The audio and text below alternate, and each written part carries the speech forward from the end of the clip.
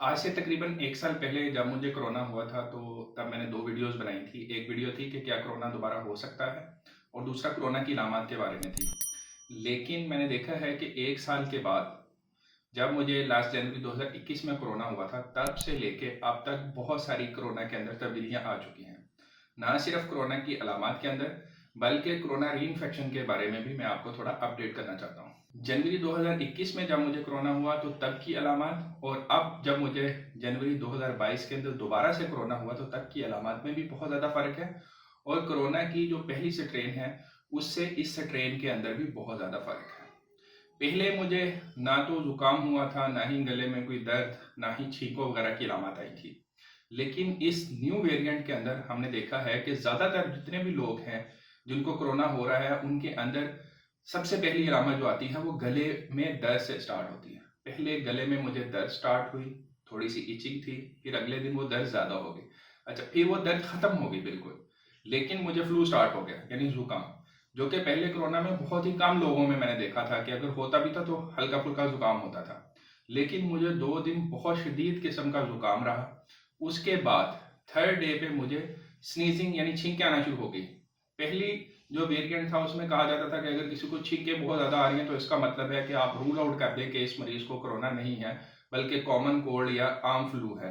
लेकिन बहुत ज़्यादा स्नीज़िंग है, पूरी रात मुझे जो है वो छींकें आती रहीं।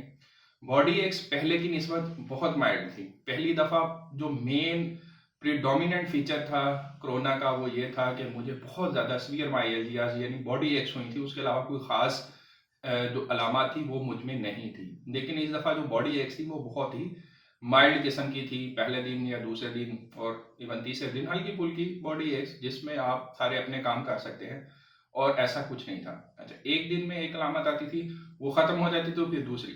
और ये सारी अलामत टोटल 3 से 4 दिन रही और 5वें दिन अल्हम्दुलिल्लाह मैंने अपने आप को मुकम्मल तौर पे फिट महसूस करना शुरू कर दिया। तो कोरोना की अलामत में मैंने बाकी भी जितने मेरे कोलीग्स जिनको दोबारा से रीइन्फेक्शन हुई है या जिनको वैक्सीन लग चुकी थी उसके बाद से दोबारा से उन्हें इन्फेक्शन हुई है, उनमें मैंने तकरीबन यही इसी किस्म की अलामत देखी हैं कि ज़्यादा प्रीडोमिनेंट गले में दर्द और फ्लू, ये बहुत ज़्यादा कॉमन है। जबकि पिछले साल ये अलामत जो कोरोना की वजह से हो रही थी वो देखने में नज़र नहीं आ रही थी। तो इसको आम फ्लू के साथ मिक्स करना पिछले वाले जो कोरोना था उससे बहुत ज़्यादा कॉमन होगा कि बहुत ज़्यादा लोग जो हैं जिनको सिर्फ नज़ला ज़ुकाम होगा, छींकें होंगी, वो यही समझेंगे कि उन्हें कॉमन फ्लू है। लेकिन अच्छी बात ये है कि इसमें सीवियर डिजीज़ होने के चांसेस बहुत कम हैं। उसकी 2 वजूहात हैं।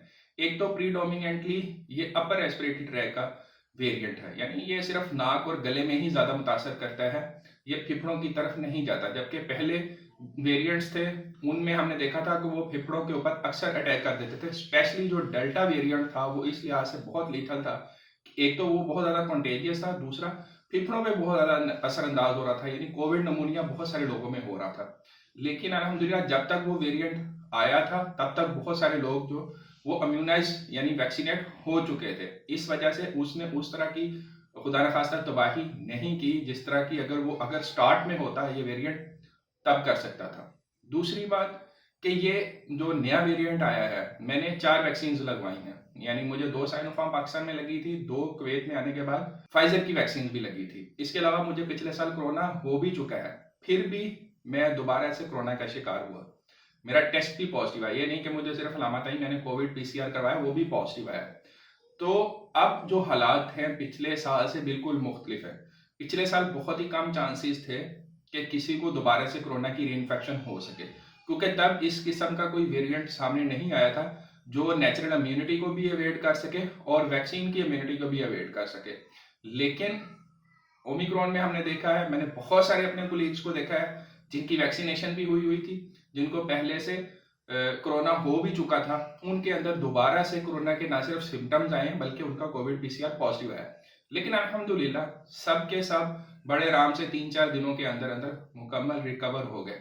तो पॉजिटिव बात यह है कि इससे सीवियर डिजीज होने के चांसेस कम है। लेकिन दूसरी तरफ ये एक थोड़ी सी वरी है कि सारा कुछ होने के बावजूद, इतनी इम्यूनिटी होने के बावजूद भी आप दोबारा कोरोना से मुतासिर हो सकते हैं। तो ये एक अपडेट है। दूसरी बात, कुछ लोग कहेंगे कि आपने वैक्सीन भी लगवाई, सारा कुछ हुआ, क्या फ़ायदा हुआ? फ़ायदा ये है कि अभी भी जो सबसे सीरियस किस्म की डिजीज कराने वाला वेरिएंट है वो डेल्टा है। तो जितनी भी वैक्सीन हैं और जिनको प्रायर इन्फेक्शन हुई है वो सारे के सारे मोस्टली डेल्टा से इम्यून है। तो जो सीरियस डिजीज कर सकता है वेरिएंट, उससे इम्यूनिटी बहुत जरूरी है। इसलिए जिनको कोरोना नहीं हुआ स्पेशली उनको तो वैक्सीन अगर नहीं लगवाई जरूर लगवानी चाहिए, क्योंकि ओमिक्रॉन से तो किसी को इतना खास खतरा नहीं है, लेकिन डेल्टा से अभी भी खतरा है, क्योंकि डेल्टा अभी भी पूरी दुनिया के अंदर हर मुल्क के अंदर मौजूद है। आने वाले दिनों में क्या होगा अभी किसी को नहीं पता, क्योंकि WHO ये कह रही है कि आने वाले दिनों में नए वेरिएंट्स भी सामने आ सकते हैं। इसलिए वैक्सीनेशन और एहतियात जारी रखना पड़ेगी।